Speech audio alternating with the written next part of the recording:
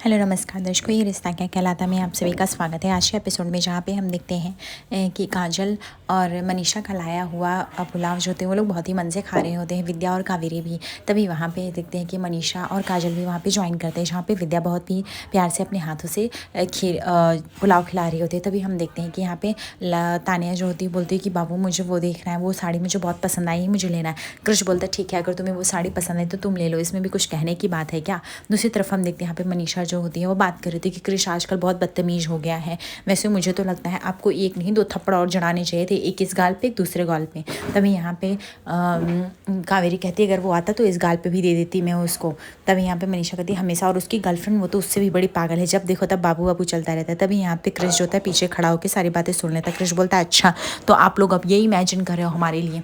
यह सुनकर यह देखकर तो जैसे मानो मनीषा की हवा टाइट हो जाती है, उसको लगता है कि अरे ये क्या कह दिया मैंने, ये लोग यहाँ पे कैसे हो गए। लेकिन यहाँ पे कावेरी को ज़रा भी डर नहीं लगता है, कावेरी को बल्कि तो गुस्सा आता है यहाँ पे कृष के ऊपर। तभी कृष बोलता है आप लोग यहाँ पे क्या कर रहे हैं, तो आप लोग भी अभी साड़ी बेचने लगे, 2 कौड़ी का धंधा करने लगे इनके साथ। इतना बड़ा घर होके भी यहाँ पे आपको समझ में नहीं आता मेरा रेपुटेशन क्या है। तभी यहाँ पे तानिया जो होती है वो कृष को शांत कराती है और बोलती है प्लीज़ बाबू ऐसा मत करो, यहाँ पे मीडिया वाले हैं, अगर वो तुम्हारे बारे में कुछ न्यूज़ छाप देंगे तो तुम क्या करोगे, वो क्या सोचेंगे। तभी कृष बोलता है इनको सोचना चाहिए ना मेरे रिस्पेक्ट के बारे में। तभी यहाँ पे तानिया बोलती क्या हुआ, वो लोग फैमिली है ना बाबू, अगर वो नहीं सोच रहे हैं तो छोड़ो ना, वैसे मुझे साड़ी पसंद है, मुझे साड़ी लेनी है। कृष बोलता है ठीक है मैं यहाँ पे शांत हो जाता हूँ, लेकिन आप लोगों से तो मैं घर पर मिलूंगा। उसके बाद तानिया बोलती ठीक है आप ये साड़ी कितने की मुझे पैक करके दे दीजिए। तभी यहाँ पे कावेरी बोलती है एक काम करो बेटा, ये साड़ी तुम ले लो, इसके लिए कुछ पे मत करो, क्योंकि वैसे भी हम तुम्हारी सगाई में तुम्हारे लिए कुछ गिफ्ट्स ला तो नहीं सके, इसके लिए हम तुम्हें ही देते हैं। तभी कृष बोलता है कि हमें किसी का एहसान नहीं चाहिए, वो भी खासकर जो कि 2 कौड़ी के हों, और वैसे भी आपका स्टेटस गिफ्ट उन्हें दिया जाता है जिनका कुछ स्टेटस मैच हो, और आपका और मेरा स्टेटस कुछ मैच नहीं होता है। इसलिए 500 रुपये पकड़िए, अपना घर का खर्च चलाइए। मुझे वैसे भी गरीबों से ये सब गिफ्ट्स लेना अच्छा नहीं लगता है, इससे बढ़िया आपका कुछ भला होगा। उसके बाद वह जो होता है कावेरी का हाथ पकड़ता है और उस हाथ में जो होता है 500 रुपये थमा देता है। यह देख के मानो मनीषा पूरी तरह से शॉक हो जाती है। मनीषा को समझ में नहीं आता कि कृष इतना बदतमीज कैसे हो सकता है। दूसरी तरफ यहाँ पे काजल भी चिल्लाती कृष ये क्या बदतमीजी है। तभी वहाँ पे अंशुमन आ जाता है और वो कृष का कॉलर पकड़ लेता है, बोलता है कि क्या तुम सच में भूल गए हो तुम्हें बड़ों से कैसे बात करनी चाहिए, कैसी नहीं। तभी कृष बोलता है आपको नहीं पता है इनके पीछे हिस्ट्री क्या है, तो प्लीज़ आप कुछ भी मुझे ब्लेम मत करिए। तभी यहाँ पे अंशुमन बोलता है हिस्ट्री चाहे जो भी हो, लेकिन तुम्हें शायद नहीं पता बड़ों से कैसे बात करते हैं। वो तुमसे उम्र में कितनी बड़ी है तुम्हें पता भी है, तुम्हारे रिश्ते में भी कुछ लगती है, तुम पैसों से लोगों को नाप तोल रहे हो। तभी लावण्या बोलती है भाई प्लीज़ आप छोड़ दीजिए, इनकी फैमिली हिस्ट्री बहुत लंबी है, हमें कुछ नहीं जाना। तभी अंशुमन बोलता है तुम्हें लावण्या पहली बात को ताने तुम्हें कुछ सच ही नहीं पता है, जो सच पता है मुझे पता है, ठीक है।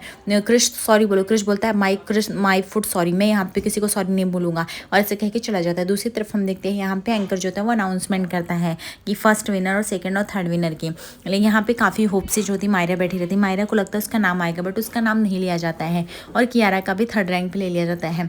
मायरा बोलती पापा क्या मैं नहीं जीतूंगी क्या। तभी यहाँ पे गीतू बोलती ठीक है ऐसे फंक्शन हमेशा होते रहते हैं, हर कंपटीशन में हम पार्टिसिपेट लेंगे, कहीं ना कहीं तो आप जीतोगे ही ना। यहाँ पे अरमान बताता है कि सब कंपटीशन में जीतना ही नहीं है, सब कुछ होता है, कंपटीशन में पार्टिसिपेट करना भी बहुत बड़ी बात होती है बेटा, और जो कि तुम कर रहे हो मेरे लिए वही बहुत।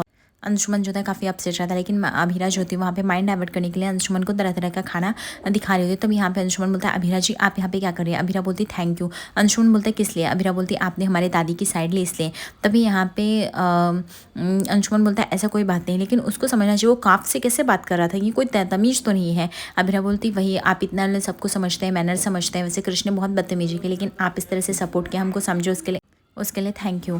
और वैसे भी अगर आप मुझे अपना दोस्त समझते हैं तो आप मुझसे कुछ भी शेयर कर सकते हैं। तभी अंशुमन बोलता है मतलब कि आपको मेरी दोस्ती स्वीकार है ना, इसलिए। तभी अभीरा बोलती हाँ स्वीकार है, लेकिन जो मेरे दोस्त हैं ना वो मुझे अंशुमन जी नहीं कहते। तभी अभीरा बोलती हाँ वैसे ये कितना कोइंसिडेंस है, मेरे दोस्त भी जी नहीं कहते मुझे। तभी अंशुमन बोलता है अच्छा ठीक है डन, आज से मैं आपका फ्रेंड हूँ और हम दोस्ती का हाथ बढ़ा रहे हैं, ठीक है। आज से मैं आपको अभीरा बोलूँगा और आप अंशुमन बोलेंगी, ठीक है। तो उसके बाद यहाँ पे हम देखते हैं कि अंशुमन और अभीरा काफ़ी पैचअप हो जाता है, जहाँ पे अंशुमन को भी काफ़ी खुशी मिलती है। अंशुमन बोलता है वैसे अभीरा जी मानना पड़ेगा आप सच में बहुत अच्छी हैं, लेकिन मुझे लगता है कि मैंने इतना कुछ बड़ा काम नहीं किया था। तभी अभीरा बोलती ऐसा कुछ भी नहीं है, आप इतना सब कुछ कर रहे हो हमारे लिए वही बहुत है, इतना इन्वेस्ट कर रहे हो, दादी सा की इज्जत का भी वो ख्याल रख रहे हो, इसके लिए मैं आपको थैंक यू बोल रही हूँ, दिल से बोल। दूसरी तरफ यहाँ पे कावेरी जो होती है वो अभीरा को देखती है और अंशुमन को साथ में वो नजर उतारने लगती है, उसको लगता है कि ये जोड़ी भगवान करे ऐसे ही बना रहे। तभी हम देखते हैं यहाँ पे एंकर जो होता है वो बोलता है मुझे मिस्टेक, मैंने नायरा का नाम लिया, एक्चुअली माहिरा है वो 3rd रैंक पे। माहिरा जो थी खुशी से झूम मूर्ति है। अरमान जो होता है उसको गोदी में लेके जंप करने लगता है। वो बोलता है वाह मेरी मायू जीत गई, वाह मेरी मायू जीत गई, तुम खुश हो कि नहीं? तभी यहाँ पे मायरा बोलती हाँ पापा मैं बहुत खुश हूँ, ना बताओ मैं जीत गई, आप क्या करोगे? तभी यहाँ पे अरमान बोलता है तुम बताओ क्या करना है? तभी यहाँ पे मायरा कहते हैं मुझे आइसक्रीम खाना है। तभी यहाँ पे अरमान बोलता है अरे लेकिन अभी सुबह तो भी 2 घंटे पहले तो खाया। तब मायरा बोलती है अरे नहीं मुझे बर्फ़ के गोले खाने हैं ना, आइसक्रीम नहीं खाने। तभी अरमान बोलता है ठीक है आपकी ज़िद के आगे पता नहीं कितना मैं झुकूंगा, मुझे तो समझ में नहीं आता मैं कितना मानता चला जाता हूँ ज़िद तुम्हारी। ठीक है एक काम करो आप दोनों यहीं बैठो, मैं आइसक्रीम गोले लेके आता हूँ। तभी हम देखते हैं कि यहाँ पे अभीरा ज्योति बर्फ़ के गोले 3 लेती हैं और वो ज्योति वो बलून बहुत सारे उड़ा रही होती है। तो कोई बोलता है अरे बलून को पकड़ो, लेकिन वहाँ पे बैकग्राउंड में जैसे मानो अरमान के कानों में अभीरा तक आवाज़ जाती है।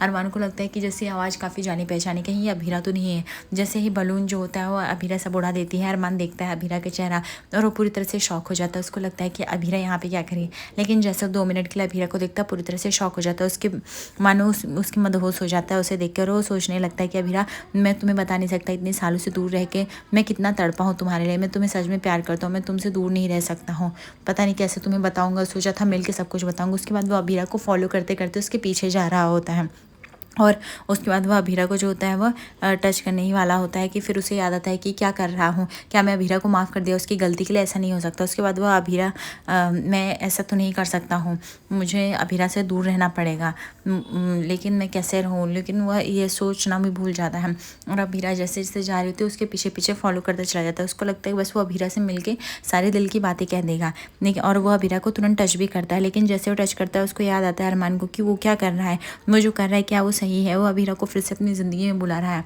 जिस बेटी के लिए उसने अभीरा से रिश्ता तोड़ दिया था, इसका मतलब उसने अभीरा की गलतियों को माफ़ कर दिया। नहीं मुझे यहाँ से जाना होगा, ये कह के अरमान वहाँ से भाग जाते हैं। अभीरा को जैसे फील होता है कि अरमान ने टच किया। अभीरा जैसे पीछे मुड़ती है उसको कोई भी नहीं दिखाई देता। दूसरी तरफ देखते हैं यहाँ पे गीतांजलि और माहिरा जो होते हैं वो वेट कर रहे, तभी वहाँ पे अरमान आता है, बोलता बेटा हमें यहाँ चलना पड़ेगा। मायरा बोलती पापा मेरा बर्फ़ का गोला नहीं लाया। अरमान बोलते सॉरी बेटा मैं भूल गया तुम्हारा बर्फ़ का गोला, एक काम करते मैं तुम्हें बाहर से खिला देता हूँ। गीतांजलि बोलती बाहर से क्यों, यहाँ पे भी तो कितने सारे गोले मिल रहे हैं, हम उसमें से कोई खिला देंगे ना इसको। तभी अरमान बोलता है नहीं गीतू मैं तुम्हें कितनी बार बोलूँ यहाँ से मैं नहीं खिलाना है हम, और वैसे भी सबसे बड़ी गलती यही थी कि तुम मेरी बेटी को उठा के यहाँ पे लेके आए, जब मैं मना कर रहा था कि उदयपुर नहीं जाना है तो फिर क्यों, और वैसे भी मुझे चलना है। तभी मायरा बोलती ये क्या है पापा, पहले एक पल में आप खुश होते हो एक पल में दुखी हो जाते हो, समझ में नहीं आता, गुस्सा करते हो, हम थोड़े दिन क्यों नहीं रुक सकते, अभी मेरा फाइनल राउंड बाकी है। तभी यहाँ पे अरमान बोलता है क्योंकि मेरा रेडियो स्टेशन पे काम बाकी है और मुझे बार बार कॉल आ रही है इसलिए चलना पड़ेगा। तभी यहाँ पे मायरा बोलती ठीक है आप जाओ मैं गीतू के साथ आऊँगी। अरमान को इस बात से गुस्सा आ जाता है।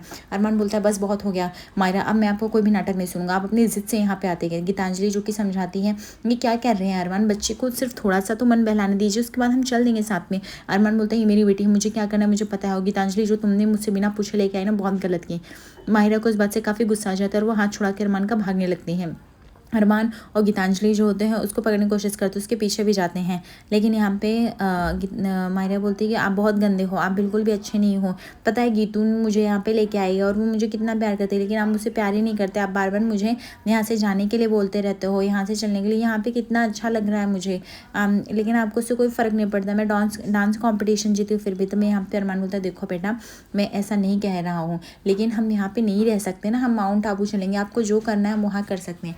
लेकिन यहाँ पे मायरा नहीं सुनती और भागने लगती है। तभी यहाँ पे अभी अरमान जो होता है वह एकदम दौड़ के जाता है माहिरा को ढूंढने के लिए, लेकिन अंशुमन से टकराता है, अंशुमन बचा लेता है, लेकिन फिर वो अंशुमन को ही धक्का दे के चल देता है। अंशुमन बोलता है लोग भलाई का जमाना ही नहीं है। गीतांजलि बोलती है अरमान को आप एक काम करो उस तरफ देखो मैं इस तरफ देखती हूँ, माहिरा ज़्यादा दूर नहीं गई होगी और हमें मिल जाएगी।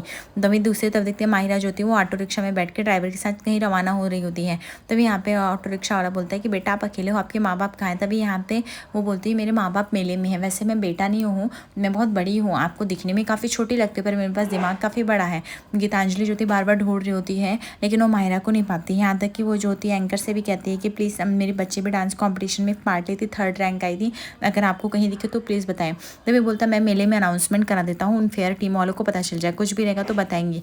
जहाँ पे हम देखते हैं गीतांजलि काफ़ी अपसेट रहती है। अरमान बोलता है कि पता नहीं कहाँ होगी वो। गीतांजलि काफ़ी भड़कती है अरमान पे, बोलती है अरमान क्या तुम्हें बच्चों से डील करनी नहीं आता, वो 7 साल की बच्ची है, तुम्हें ये सब बातें करनी थी, एटलीस्ट होटल रूम तक तो पहुंच जाने देते, फिर हम वहाँ पे कहते हैं। और जो भी कहते हैं एकदम प्यार से कहते, वो जीत जाते, उसके अंदर मेले का भी जुनून चला जाता है, उसको लगता है सब कुछ खत्म हो गया, फिर चल देती। जो हम आज जाने वाले की बात कर रहे थे, कल तो जाती ही ना मायरे हमारे साथ। मैं जब से वहाँ, वो पता है अगर मैं उसको वहाँ नहीं आने देती माउंट आबू से, वो भाग के आने वाली थी बच्ची, लेकिन मैं उसके साथ आई ताकि आपको भरोसा हो। यहाँ पे भी जब से आई थी जयपुर में, मैंने उसका एक बार भी हाथ नहीं छोड़ा। और अरमान तुमने क्या कर दिया? अरमान आपको खुद समझना चाहिए कि आप तो एक बच्चे के साथ कैसे पेश आ रहे हो। वो 7 साल की बच्ची है, कोई 70 साल की बुढ़िया नहीं कि आपने कह दिया वो मान जाएगी।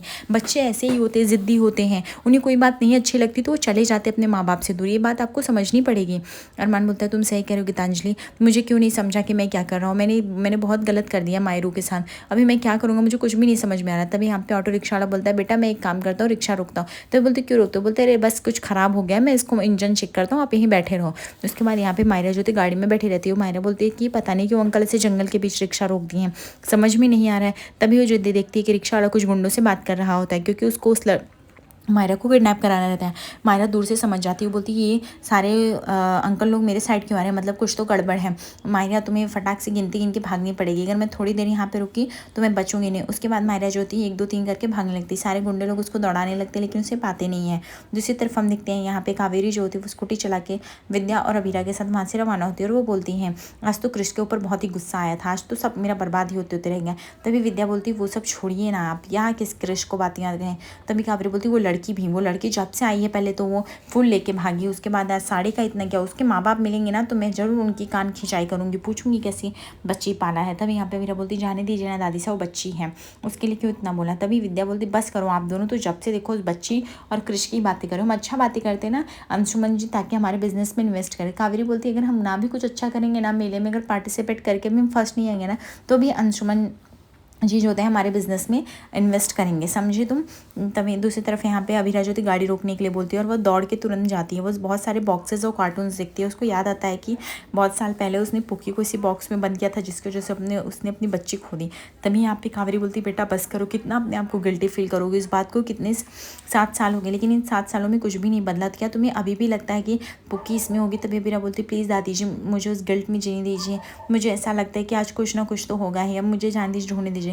विद्या बोलती प्लीज़ बस करो अभिरा, उसमें तुम्हारी कोई गलती नहीं थी। अभिरा बोलती गलती तो थी मेरी माँ, आप मेरी साइड ले रही हो इसलिए नहीं बोल रही हो, गलती की वजह से आज इतना बड़ा सजा भुगत रही हूँ मैं। तभी कावेरी जो थी विद्या को इशारा करती कि अभिरा को मत रोको, उसके मन की शांति के लिए जो करना चाहती है उसे कर लेने दो। अभिरा सारे बॉक्सेस को देख रही होती, तभी उसे एक बड़ा बॉक्स देखता है जहाँ से कुछ हिलने की आवाज़ आती। तभी विद्या और कावेरी डर जाती। विद्या बोलती है बेटा इस तरह से मत बढ़ो, उसके आगे कुछ सांप या कुछ जंगली जानवर भी हो सकते हैं। अभिरा बोलती कुछ भी हो माँ, मुझे नहीं डर लग रहा है। लेकिन कावेरी और विद्या जो होते हैं बहुत सूझबूझ से काम लेते हैं और वो तुरंत लाठी और पत्थर लेके खड़े हो जाते हैं। उन्हें लगता है अगर कोई कुछ गुंडा या कुछ निकलेगा तो वो तुरंत सामना कर लेंगे। अभिरा जो होती है वो धीरे धीरे एक एक कदम बढ़ाती है और उसको सारी पुरानी बातें भी याद आ रही होती हैं। वो जैसे उस बॉक्स के पास पहुँचती है वो एकदम से रोने लगती है मानो, क्योंकि उसको लगता है कि उसने बच्ची अपनी खोई थी, क्या पता उसे अपनी बच्ची आज वापस मिल जाए। लेकिन ऐसा होगा भी कि नहीं उसको कुछ भी समझ में नहीं आ रहा होता है। लेकिन जैसे वो बॉक्स खोलती है वो देखती है उसके अंदर मायरा बैठी रहती है और जैसे मायरा को देखते हो पूरी तरह से शॉक हो जाती है। बोलती आप यहाँ पे क्या करो। मायरा काफ़ी डरी हुई रहती है और वो रो रही होती है। अभिरा के भी आंखों से आंसू गिर रहा होता है। अभिरा उसके बाद उसको बोलती भी है कि आप यहाँ पे क्या कर रहे हो। उसके बाद वो उसको हाथ देती है और सहारा देकर उसको उठाती भी है। और जहाँ पे दादी सा विद्या भी काफ़ी शौक हो जाती है कि ये लड़की अब यहाँ पे कहाँ से चली है, मुसीबत यहाँ भी नहीं छोड़ रही है।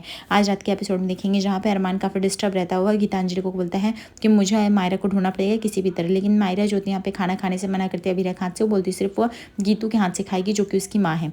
आगे एपिसोड पे से बने रहता है, उसको लाइक और सब्सक्राइब करिए फॉर मोर अपडेट्स। धन्यवाद।